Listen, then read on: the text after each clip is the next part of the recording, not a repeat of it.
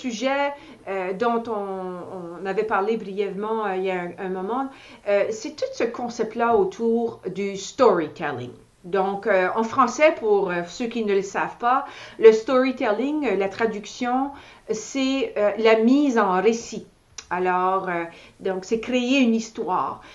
Encore une fois, je pose la question à Monster, vous êtes le responsable du contenu. C'est quoi le storytelling? Comment ça s'applique si c'est le cas chez vous? C'est une très, très bonne question. Le storytelling, c'est l'image de la marque. C'est ton image et c'est ton histoire de vie comme entreprise. Par exemple, on raconte une histoire de qui est Monster depuis 1994. Tout le monde, j'avais dit au début de la conversation, tout le monde connaît Monster.ca. Oui. Okay? On évolue depuis des années. Mais tout le monde se rappelle, par exemple, de ce qui est cette petite personnage. Notre toutou Trump, notre mascotte. Oui. Donc, ça, c'est une manière de nous rappeler de qui est Monster. Et ça, c'est un bon storytelling. C'est une bonne histoire. Il y a des gens qui nous rapprochent dans des foires, par exemple, des ressources humaines, qui se rappellent toujours de nous à travers de ces petits monsieur. OK. Mais j'ai mon Monster depuis des années. Okay. Oh, vous êtes encore là, puis est-ce que, wow, changez pas jamais votre mascotte, mais qu'est-ce qui vous faites maintenant? Donc, tout le monde dit, bon, on est un site web, mais on a évolué depuis longtemps. Et à travers de mon contenu, je m'occupe de transmettre l'information de qui est Monster pour ceux qui recherchent l'emploi, mais en même temps pour les entreprises, parce que je développe aussi de contenu pour les entreprises, pour leur expliquer qu'on n'est pas juste un site web d'Internet où on a une base de données. On est aussi fournisseur de technologies. Donc, il faut transmettre ces messages-là, et à travers de notre contenu, c'est une bonne manière de faire ce rapproche. Intéressant. Oui, j'écoute. Je pourrais ajouter une petite anecdote, par exemple. Oui.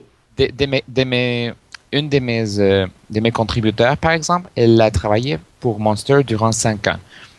Elle a quitté l'entreprise, devenue maman, etc. Puis elle a commencé à écrire un blog.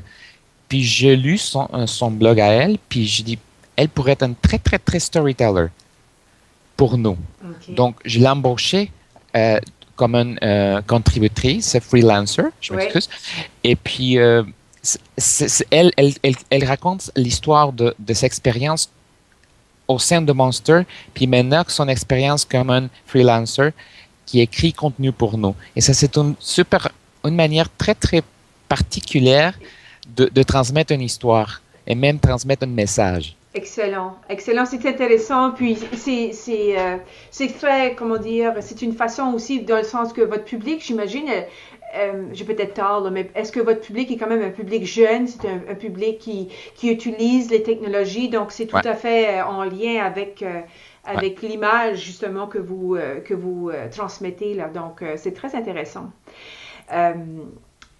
Maintenant, on va aborder un autre sujet, et ça, je suis certaine que c'est important pour vous comme outil. C'est tout le concept de la curation de contenu. Vous l'avez mentionné tout à l'heure, comment c'est important pour vous de diffuser des contenus frais, nouveaux, diversifiés, et de le faire de façon conséquente, régulière. Quel est le rôle pour vous? Votre définition peut-être de curation, et comment ça fonctionne pour vous, la curation chez Monster? Pour moi, la curation, c'est essentiel. C'est pas juste une tendance, c'est l'essence pour le contenu de marketing, à mon avis. Pourquoi? On avait parlé avant, on doit connaître notre univers, notre marché pour être toujours numéro 1, top. Oui. OK. La curation nous aide pour cela. Parce que il faut être toujours au courant de tout ce qui se passe pour nous, qui va nous aider à développer de contenu pertinent, un contenu qui personne l'avait fait avant, pour être le premier à dire, OK, nous sommes les experts. OK, en ressources humaines, en conseiller, comment écrire un CV, comment faire une bonne embauche, même pour les entreprises qui embauchent.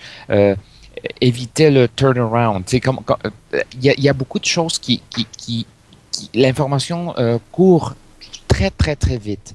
Donc, la curation nous aide d'une manière, dès qu'est possible, à chaque entreprise, à chacun, nous aide beaucoup à rattraper ce qui est intéressant pour l'utiliser, le développer à notre avantage. Et aussi, après, transmettre un message, un message puis un conseil comme un expert, d'expert. Donc, nous devons assurer de connaître les développements, par exemple, technologiques chez Monster. Donc, on doit vraiment trouver information pertinente pour transmettre pour transmettre la meilleure information et la plus fraîche, la plus portée vers votre public. Ouais.